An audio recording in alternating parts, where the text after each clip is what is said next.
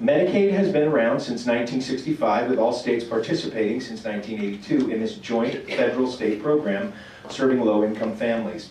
Not all healthcare providers, including physicians, even accept Medicaid payments that may be lower than the cost of providing medical services.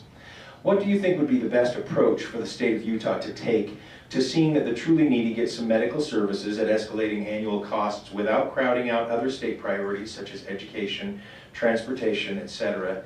in the years to come? You know, I think we've all had the opportunity to meet with individuals, talk with family members or friends, where the federal government has actually come in and says, you know what, if you get a pay raise, then you lose all of these benefits. And that's wrong. That should never be the case. You should never have, in my instance, I know of a friend who is dating a lady who's working for an attorney. And they offered her a rather substantial pay increase. But by doing so, she'd lose the aid that gave her funds for an apartment, child care, food. So she actually made a lot less money. Made is a relative term, right? She received a lot less money by increasing her pay almost double. And this is wrong.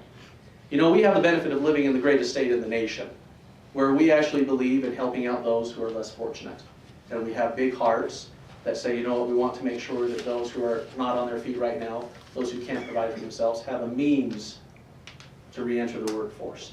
And that's one of the things. There are state programs out there right now. In fact, I don't know if Damon Parcells here, I saw his wife Sarah earlier, talking about there are programs at the state level that help people re-educate them, get them back on their feet, to where, as was talked about earlier, it's supposed to be a safety net, but not a luxury hammock. I really like that. Well, you hear that a couple times if you ever go up to the legislature. And what we need to do is we need to make sure, though, that we do not have the strings attached to the federal money that's coming in. Because once again, we talked about it a little bit earlier, where with a program, they come in and say, you know what, lady, we're going to give you 100% of it this year, and then 5 years from now, it's going to break down to 90%, and then 5%, and then we're stuck holding the bill.